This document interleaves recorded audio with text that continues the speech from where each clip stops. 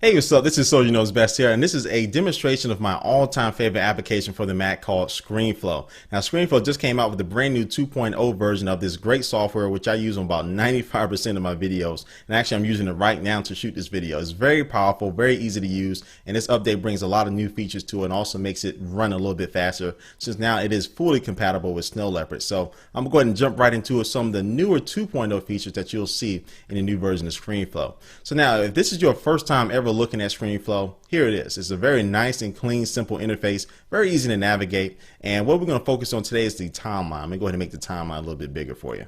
All right, so here in the timeline, basically right here at the bottom, let me move this up. All right, right here at the bottom, this is my eyesight. So Screenflow not only captures your screen or whatever you're doing on your desktop, but also your eyesight or whatever camera you got hooked up to your Mac, and also the audio, which whatever microphone you're using. So one of the cool things you can do now, kind of what you can find in iMovie, you can actually detach the audio from your video clip. So you can go ahead and right click on there and detach the audio. And now you can go ahead and start editing with just the audio, or you can edit with just the video. And this is good if you're going to be doing a little bit more complicated editing to make it a little less cluttered when you start editing stuff. Also, say I want to add a picture to this. So I'm going to go ahead and drag in this picture. Screenflow, you can drag in the picture straight from a desktop or whatever folder you want to, and drag it and drop it right in Screenflow. Now, normally when I do this, this is how the picture normally is just going to pop up in my screencast. Show your appreciation for it, and we'll probably name it the, okay, just like that in your face. Now, if I wanted to make that just a little bit better, a little bit, more cooler as far as the transition, you can right click on this section of the clip and choose to add a starting or ending transition. So I'm going to add a starting transition, so this happens at the beginning when this clip comes in. And you can choose from a wider range of transitions here. It has about 12 or 14 or so.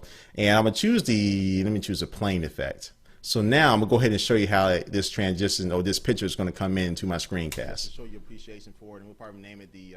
Okay, like that. So it's a nice little effect, and it's the little things that matter. But say that went a little too fast for you, you can also choose to drag and expand this transition to make it go just a little bit slower or a lot slower.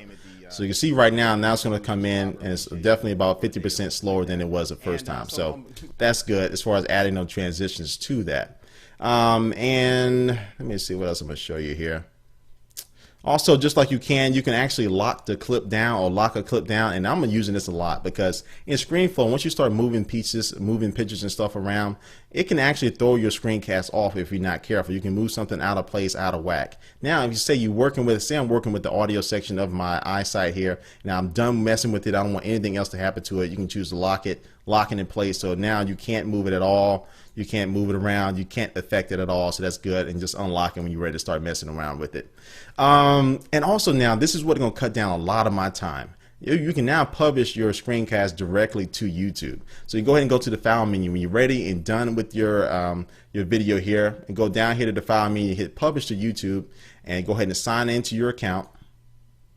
And then it'll bring up the same type of menu where as far as you can choose your category that you wanted to go to. In my case, science and technology. You can make the title for it. You can change the description. You can add some tags. You can make it a private movie so you can look at it before you make it public. And also you can choose to have the quality go directly published straight in HD to give you the best looking Screenflow presentation on YouTube. So this is really going to cut down the time for me. So it has some other things. You can do color correction. I'm not gonna make this video long, but you can do color correction. I got a little list over here too. Action curves. You can do document packages. Is basically when you import. So you saw me just import that picture now. And before this 2.0 update, if I was to close or delete or move that picture off my computer or off the original source while I'm still working on the screencast, you're not going to be able to edit anymore. Okay, that picture's not going to be available for you anymore. So now, once you move any media over here to it, it actually creates a little Screenflow folder just for that document. It'll saves all that stuff in there, so you can detach your external hard drive and still be able to edit your stuff on the go or whatever you're doing. Audio ducking, that's always good. You can also now choose to pause or fast forward or make it your part of your video clip or your audio clip go real slow. So right now you hear me there I am just talking normal. I can choose to go ahead and right click on this.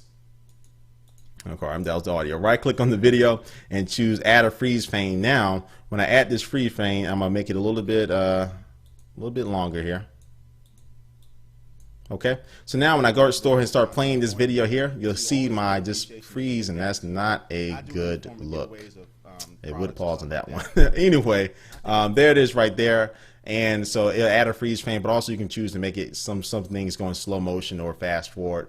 Let me see. I think that's about it. They have a list of all the new things, but the other big things is, again, like I said, snow leopard support and also support for multi-core CPUs. So it's going to be able to take advantage of my new 27-inch iMac, which has 4 cores whenever it comes in, and be able to use that and make everything go a lot faster and smoother. So Screenflow 2.0 is out right now. You can buy it brand new out the box for 99 bucks. So it's 100 bucks. I do think they still have an education store. We may chop off about $10 to $15 or so. You can check that out. But also, if you already have Screenflow, you can upgrade to it just for 29 bucks. And I think it is a worthy upgrade. So go ahead and check that out right now. But this is Soldier Knows Best here, and thanks for watching. I'll catch you later.